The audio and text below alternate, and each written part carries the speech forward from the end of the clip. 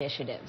Joining me now is Time editor-at-large and senior political analyst Mark Halperin, political editor and White House correspondent at the Huffington Post Sam Stein, and anchor of BBC World News America, Katty Kay. An illustrious beginning to an illustrious hour. Maybe too much.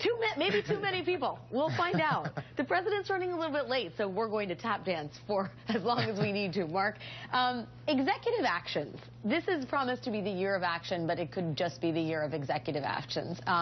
Peter Baker had a fairly maudlin assessment of where this president stands at this point in his presidency and wrote last week, day in and day out, the president with the grand aspirations finds himself signing orders and memos that barely move the needle toward the goals he outlined for himself. Do you agree with that? I don't think they do much in terms of the president's big goals. I'd sort of look at the president's remaining time in office the way I think he does. Immigration, climate change, jobs in the economy, education, early childhood development. These are the big things that are left. He's done a lot of big things from the first term, but of the remaining big things, those are the ones. And I just don't think, along with the implementation of Obamacare, I just don't think he can do those other things without Congress on board. So how he gets that done, given the midterms, I think is a challenge. I think really they're doing the best they can because of the dynamics with Washington and the Republicans in the House.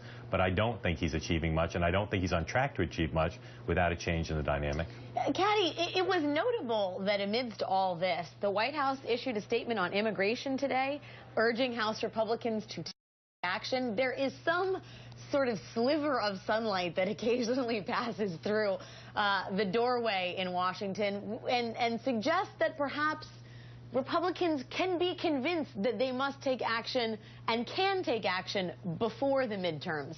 Do you see any optimism there?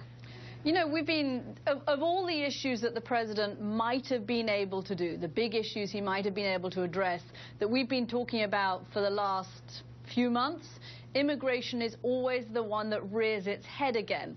Because all of the numbers suggest that this is in the Republican Party's interest, and because there are so many Republicans who realize that it's in their party's interest, they keep revisiting this. Every time we think there is hope that this could be done, then those hopes get squashed again. You talk about a year of action. It's so interesting. The conversation, the things that Mark was just saying, the things that you outlined just now, Alex, we could have had this conversation the morning after the State of the Union address. We knew that when the president said it was going to be a year of action and whatever Congress did, he was going to do it alone because that was the only way that he could get things done. We knew it was going to be hard, if not impossible, for him to do big things.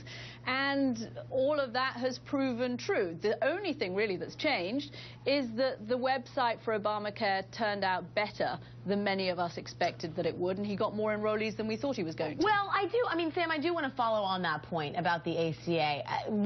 There is increasingly good news about the enrollments here, and not just the 7.5 million number, but the New Republic has a chart that we can show everyone at home based on data from Gallup that shows that the uninsured rate is falling 3 times faster in states that embraced Obamacare. And then, of course, there's the Politico headline today that yesterday, that insurers are considering expanding their stake in the Obamacare exchanges next year. We're talking about South Dakota, Idaho, and Michigan. They're expected to have more companies on their exchanges. This is all really good news for America in the long term, and you could argue what the president is doing in this year of action is actually setting the table for the Democratic agenda over the next 2, 4, 6 years.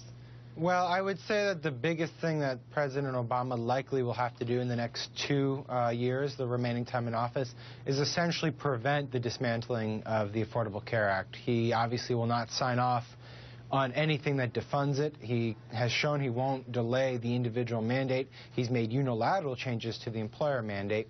And managing the implementation of the Affordable Care Act, and especially preventing the defunding of the Affordable Care Act, will essentially be the big thing in the next 2 years for his legacy. And it will essentially secure the law's permanency, I think, in the American fabric, because after 3 years' time, you're going to have so many enrollees, millions upon millions of enrollees, that the prospect of actually repealing the law will become untenable. You can't actually get rid of it once that many people are enrolled.